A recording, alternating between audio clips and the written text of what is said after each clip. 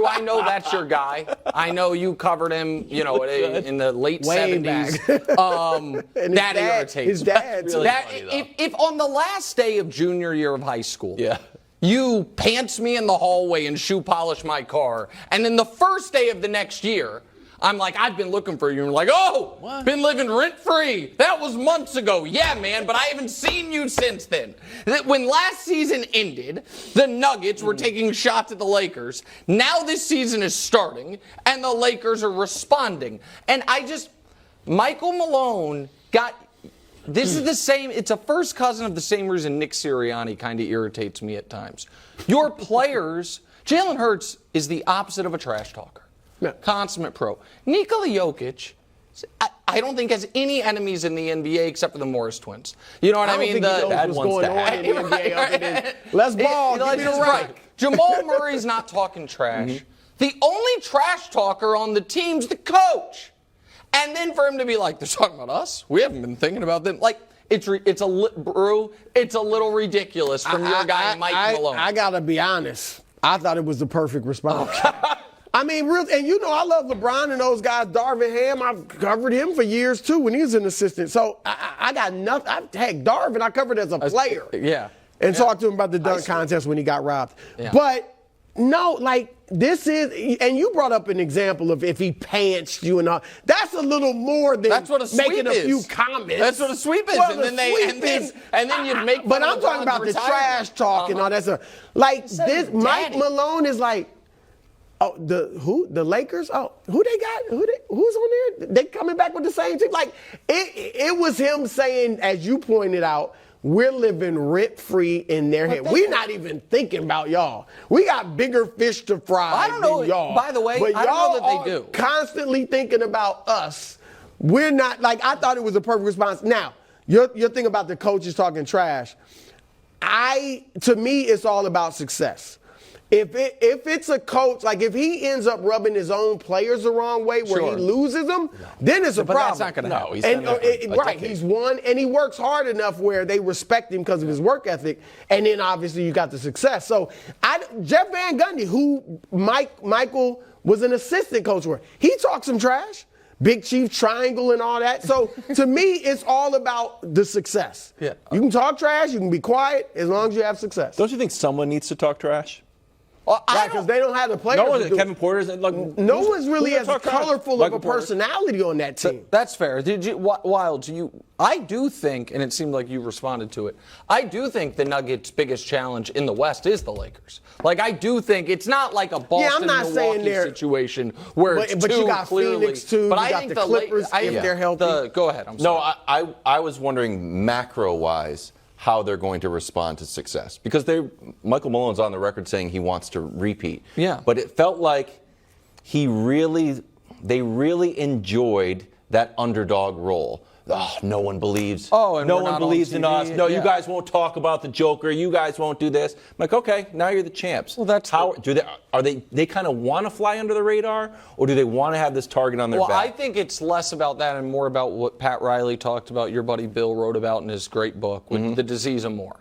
Once you win, now what's helpful for them is all their guys gotten paid already. Yeah. Joker's on a Supermax, Jamal's on a max, Michael Porter Jr.'s on a max. It's not going to be a money thing, but it is going to be is Michael Porter Jr. okay with that type of role again? You know what I mean? Like that now that you have a championship, sometimes that would be the concern. The one question is that their star, it's not going to affect him. No, like he doesn't. No. You know what I mean? We don't even know if he wants to be there. Well, right. the thing he doesn't really care. It's like, I got this little trophy. It's too short. Yeah. So for him, it's not going to be an issue. Darvin Ham, optimistic about 38-year-old LeBron. Can I say, bro? Come on. When was LeBron's prime? It wasn't third or fourth year. Nah, but he was probably, honestly, though, I think fourth year he was the best player in the league, and arguably third year. Well, and fourth year is the year he took the 07. Third year averaged 31. Yeah, and the fourth year is when he took them to the finals and they got washed by the Spurs.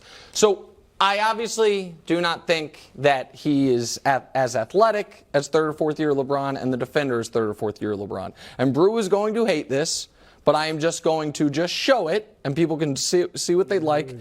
Third and fourth year LeBron, versus the last 2 years LeBron. Oh, yeah. They're the same picture. And the game has changed. I mean, again, LeBron's been in the league so long, it has changed dramatically during the breadth of his career. But what I do believe, truly, Brew, is there are only 2 guys in the league right now that when LeBron's healthy are hands down better than him. Jokic and Giannis. The health concern that he has is greater for Durant. I think Steph last year was better in the regular season. LeBron sure as hell was better in that playoff series. And I don't know, can we say Luka's better than him yet? Luka, you probably could put in there. I know Wildes is, Luka I love, but is Tatum definitively better than him? I don't know. SGA's not. How about the MVP? Joel Embiid, Joel Embiid I'd rather have over the course of the regular season. I'd rather have year 20 LeBron in the postseason. So my point is this. He's just breaking our brains on what you can be at every stage. And so do I think he is year 3 for LeBron? No, but I do think that, he's on the downslope of his prime, or not of his prime, but on the downslope of his career, which is going to kind of marry up to when he was on the upslope. You know what I mean? If it looks like a curve, I've always said, I don't know if fourth year LeBron did carry a team, as we said, to the finals. I don't think LeBron, I've said this for the past few years. While his numbers are the same as they were earlier in his career, he doesn't have the same impact. He can't carry just bunch of guys to the finals anymore, or to the conference finals. He needs more help. His first, second, maybe probably third year, he couldn't do it either. And so would you say he's that level of player? Yeah. I mean, look, I don't know. We got to see what's the drop-off going to be. I imagine there's going to be some drop-off. I think statistically he should come down in scoring because they have more help. AD should be, obviously, has been there. Rui should score. D'Angelo Russell, Austin Reeves. There'll be a better team, I think, if LeBron averages 24, 25.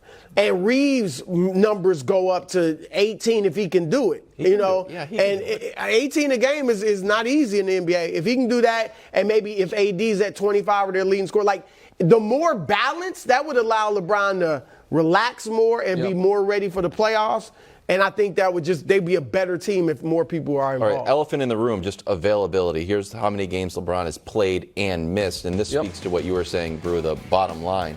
Lakers were 33 and 47 in games he missed overall. Maybe they win some of these games. So and it's not the most fun conversation in the world, but how much do you think he's going to actually play? Well, that's the question, because we are so far past the Rubicon as far as what we have any parameters to know what to expect. Michael Jordan's last excellent year, last year he made the playoffs, was year 13. He was 34 years old, last year with the Bulls. Kobe, his last excellent year was year 17. He was 34 years old.